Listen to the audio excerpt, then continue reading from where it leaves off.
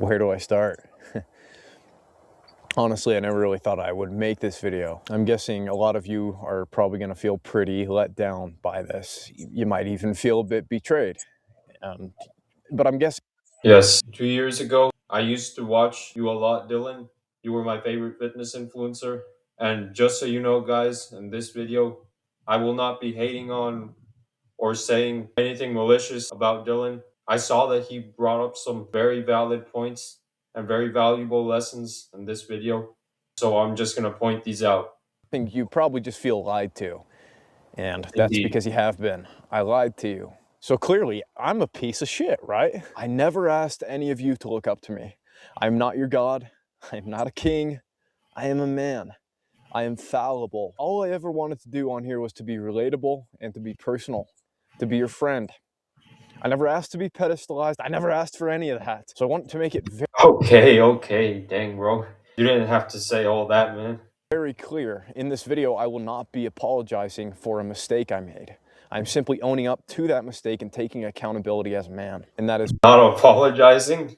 Like, what's the point of this video? why you will not hear me say sorry today. Because the truth of the matter is, right, is making this video right now is debatably one of the most selfless things I have ever done in my entire life. You know, the real truth of it is that I could continue to lie about this, keep making money from it, and none of you would ever know. Just as most... That is what most fitness influencers have done in the past and continue to do until this day. And so this is exactly one of the valid points that I was wanting to bring up, that not all fitness influencers, but a good amount, just start social media.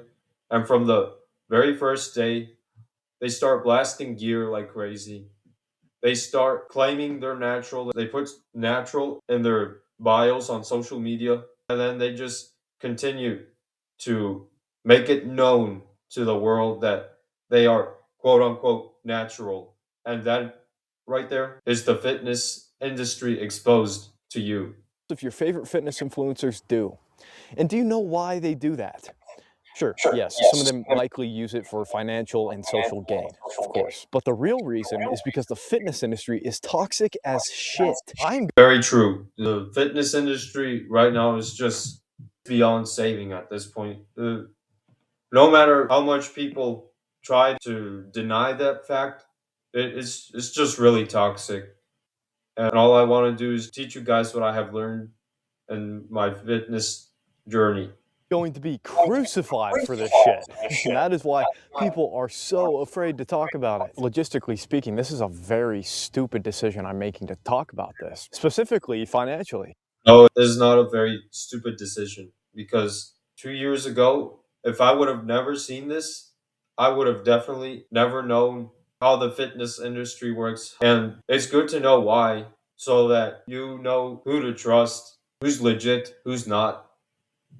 And it's good to know all this so that you know why people would want to lie about it in the first place. Right now, I'm making more money than I ever have in my entire life. I made 10 grand off of YouTube alone last month. And the reality of this is that this could cause a lot of you to withdraw your support from me and essentially undermine everything I have worked so hard to build.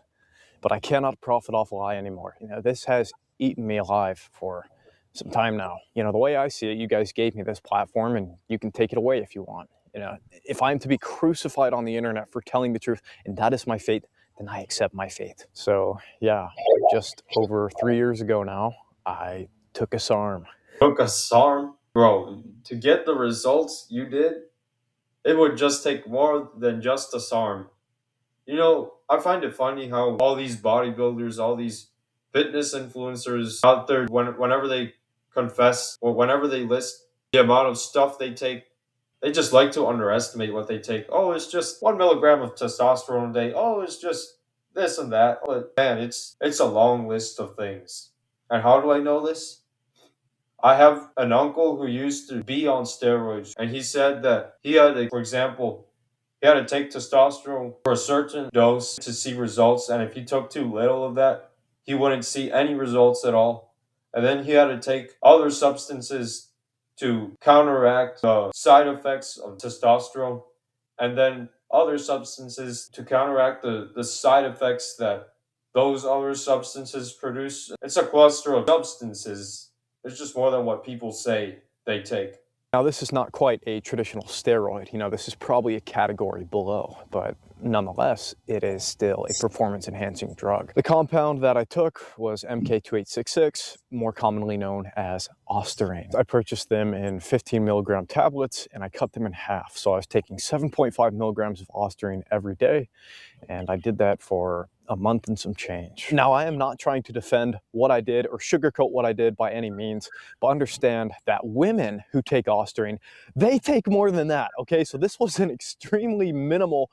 Okay, so if women take more than you, and you say you took less than them, how did you even gain all the muscle you did in the time span it took you? Like, you see what I'm saying? It definitely has to be way more than just the amount of SARMs you said you took. If you just take one little SARM, you won't all of a sudden get all the muscle that you gained. No, you need to take more substances to be able to achieve that physique and the time span that it took you. Conservative dose of the drug I was taking, right off the top of my head, I remember it making me significantly stronger in the gym. It definitely leaned out my physique, but not only that, it definitely dried out the body. It just made me appear a lot less watery.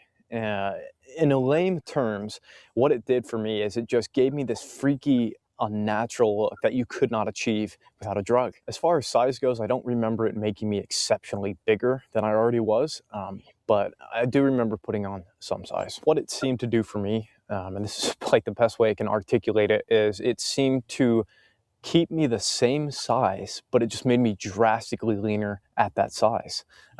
It was crazy. It was wild. So yeah, you should definitely take it. Don't take it. Based off my research, this was the friendliest and safest inside the SARM community in terms of side effects. And considering it was my first time taking anything, you know, I just wanted to get my feet wet. Little did I know this was the start of a living nightmare for me. It completely... So for all of you who consider taking steroids, just be aware that you'll never be able to just hop on gear without getting any side effects at all. That's just not possible. It's like saying, "Oh, I'm gonna jump in this pool and hope I don't get wet." Like, it's very obvious that you are going to get wet jumping in a pool. So just be aware of that. If you decide one day to no longer be natural and hop on gear, you will have side effects, and they are ugly. crashed my testosterone. I was between 1 and 200 for a very long time. I honestly don't know how I didn't kill myself. I had severe depression. You know, my dick didn't work, and I had no motivation to do anything ever. I could barely move. I was so tired. I would go to sleep. I'd sleep 10 to 12 hours, and I would still wake up just completely fatigued. I lost a lot of muscle. I lost everything I had gained from the performance-enhancing drug and more. The muscle literally atrophied. So I lost all the size I had gained from the drug and more. And on top of that, I was now left with cripplingly low testosterone levels. Let's make a long story short. I've spent the past 3 years of my life naturally nursing my testosterone levels back to health.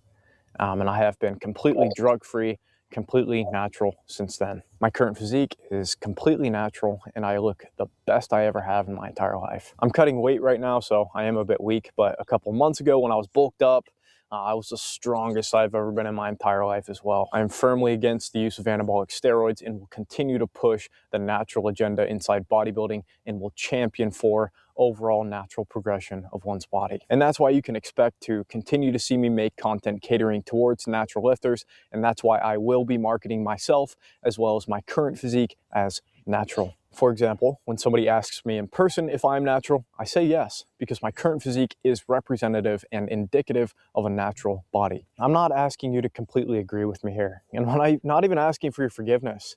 You know, I'm simply asking that you respect my decision that I made today, to be honest. When quite frankly, we live in a world where it's much easier to lie and be deceitful towards each other. I definitely have to say to you, Dylan, thank you for posting this video.